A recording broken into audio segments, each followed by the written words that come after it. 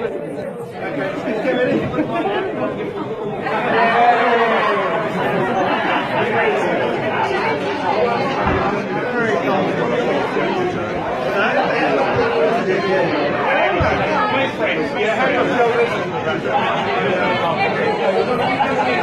come here.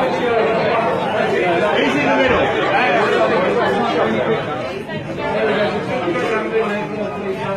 Straight ahead, please. Right. And right this way, please. And just straight ahead, please. And all eyes this way.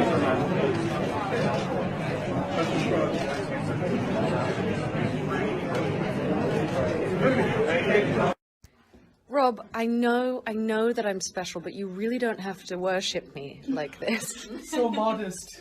She's just so wonderful. Stay.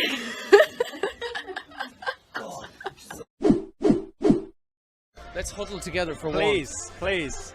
This is lovely. I very rarely get this close to talent. Oh God. This is warm energy. I like it. It's nice. It's actually very nice. Tell me a little bit about Tom. Like it offered relief from the biting cold of the evening. Tell me a little bit about Tom and why the character spoke to you when you read the script. Tom, you know, he felt like something really different for me to do. And, you know, the reality of it is, man, if Peter Jackson gives you a call and goes, I like your work, really like you to do this thing. I mean, it's very little that you know that you'd have to say, no, Peter, I'm not going to do that for you, sorry, because I was just an enormous fan of his work. So that was, you know, that was a huge part of it, man. You know, and it was really fun finding Tom as well, because he's kind of this sort of geeky,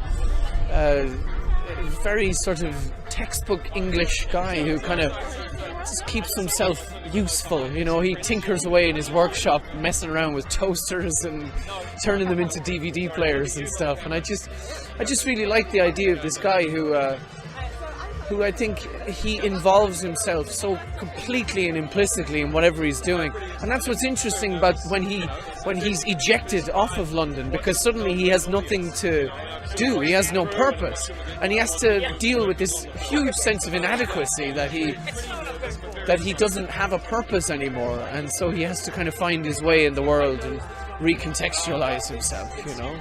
Thank you so much. Great answer. Thank you so much. Thank you so much. Pleasure. Oh, what a gent. Lovely. I feel like we're all in a trench or something. Hello, Lisa. I think you've got much time till you rush on. Why is this the kind of film that should be experienced on the biggest screen you can find? Because it's the biggest film that's ever been. I know, but it's visually unique. It's visually unique, and the more real estate on the screen that you have to experience that, the happier I think you'll be as an audience member. I feel like we're all in a trench or something. Hello, Lisa. I think you've got much time till you rush on. Okay. What was it like playing your character for this film? It was really lovely. He kind of walked into my head pretty early on, you know, almost fully formed, and then I had to kind of tweak him and tune him. Sorry, Scott. I had to tweak him and tune him here and there. But his voice was very, it was pretty clear in my head from the get-go, so I felt very comfortable playing him, yeah. I wanted to be part of the Mortal Engines world because the Mortal Engines world was being taken care of Peter Jackson and team. And to work with those guys is really, honestly, a dream. You know, I'm not someone who sort of deals in earnesty that often. So it just feels, but it's an extraordinary, lovely thing for me to have gotten the chance to work with these brilliant people. And Tom Natsworthy is my character, and he's the apprentice historian in the London Museum. And he basically spends his time finding old tech, which means like toasters and kettles and fax machines and stuff that's from a former age, you know. So that's what my character kind of is. I think people are going to see something that they've never seen before. I think that's what people go to the cinema for these days, and nobody understands that better than Mr. Jackson, Sir Peter Jackson himself. But you know, he knows more than anybody how to create something that people haven't seen before, and that's what people go to the cinema for. So I think people are in a safe pair of hands. Go and see this movie, I think.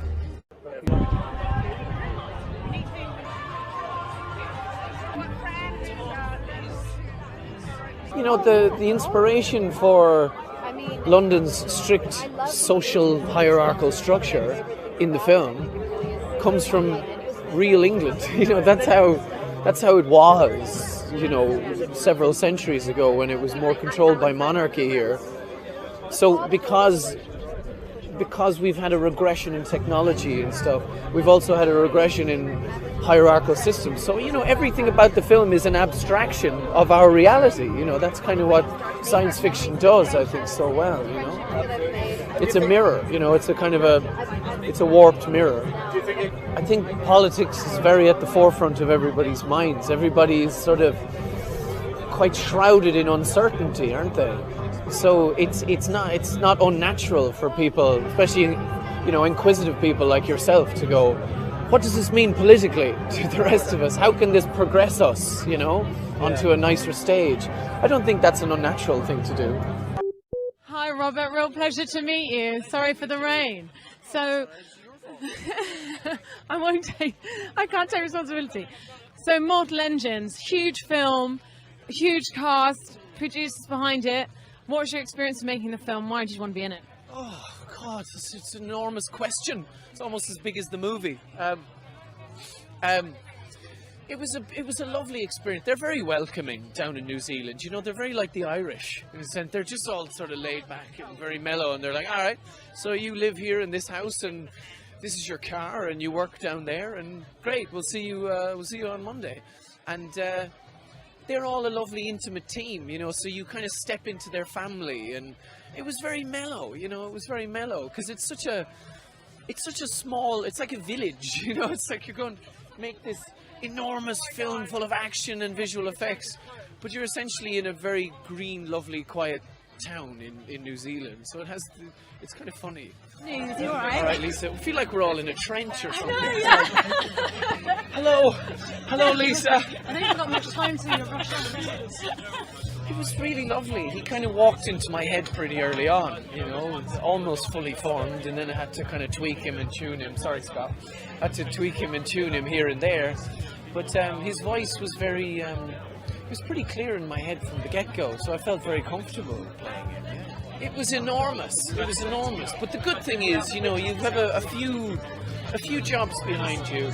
You can get into the mind frame that whether or not the set is enormous and you can't see the end of it, or it's like a student short film, the essence of your job is basically the same. So you kind of have to just look at it like that and go to work and do your best.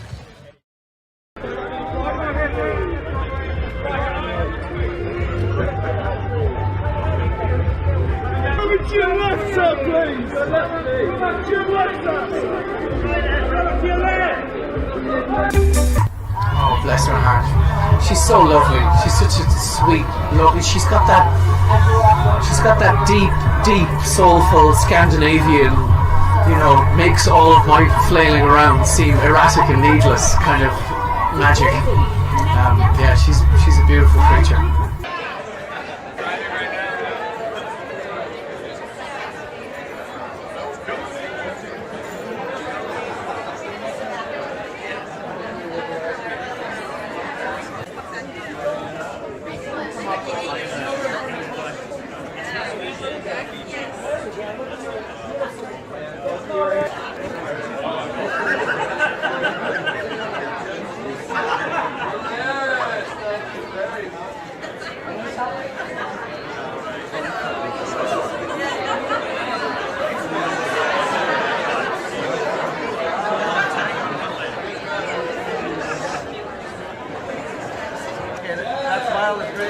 One more if I could. Thank you. And Robert, right here, sir. Stay with me 1 second here, please. Robert. And Robert, one more here.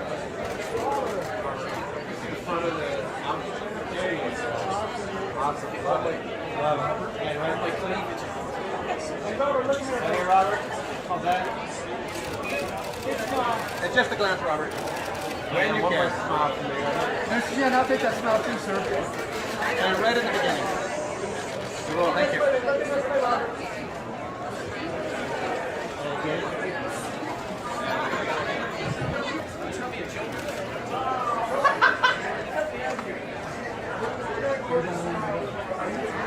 And over that shoulder. 75. Thank you. Yeah.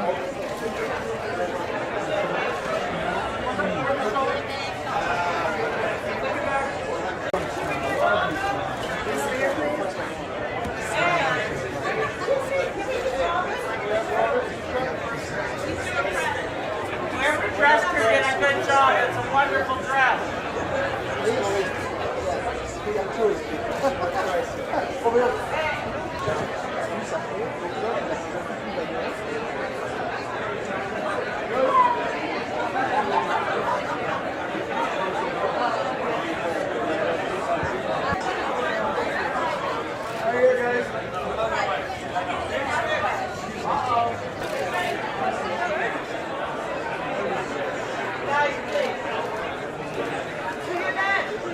Eric, with that center, please.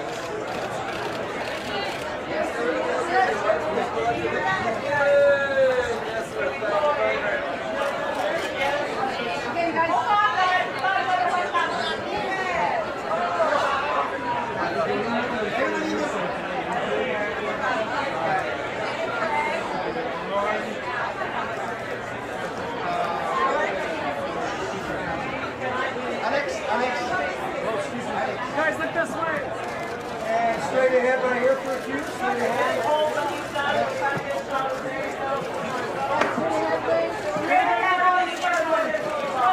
Beautiful smiles, guys. Straight ahead. Straight ahead. Everybody.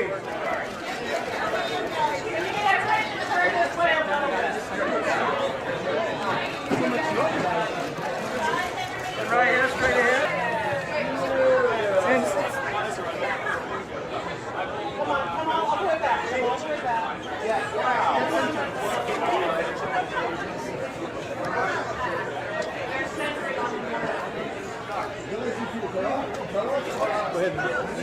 Right over here, please.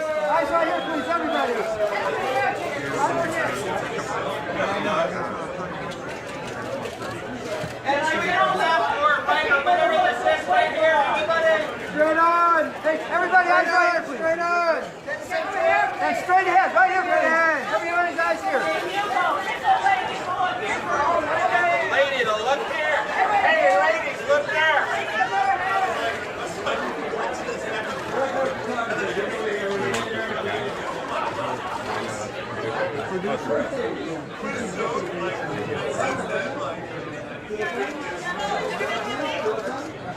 Guys, seriously? It's very surreal, you know. I used to live in Los Angeles a few years ago and I couldn't catch a cold, let alone a job. So here I am back 4 years later and it's like, hey, I'm the star of a film, Universal Pictures, and it's pretty surreal, to sum it up. Yeah, it's pretty fantastic. When you first read this story, what were your thoughts? How did you think they were going to be able to bring this to life, cities literally eating other cities? I thought, well, thank God this epic visual is in the hands of a certain Mr. Peter Jackson, because if anybody can do it justice, he can. Because that's the thing, as soon as I found out about the project, you know, you start furiously Googling, and then all of this beautiful conceptual art from the book comes up, these incredible pictures of Hester Shaw sort of looking over the hunting ground and seeing London, sort of this big sort of cloud of smoke in the distance. And you just think this thing is going to make a hell of a movie, you know? And I'm in it. Isn't that great? So that's an added bonus. So what is it like working with Christian River, who is Peter Jackson's protege? Yeah, you know, it was really lovely. He has the trait that he's about as obsessive as Peter Jackson. So he's the right man to take the baton, you know? He's the right co-pilot, now pilot. So he worked me hard, you know? He worked me hard. I never went home thinking that we left a rock unturned. You know, we tried everything, did everything. He was incredibly thorough. Well, go enjoy the fruits of your labors. Congratulations.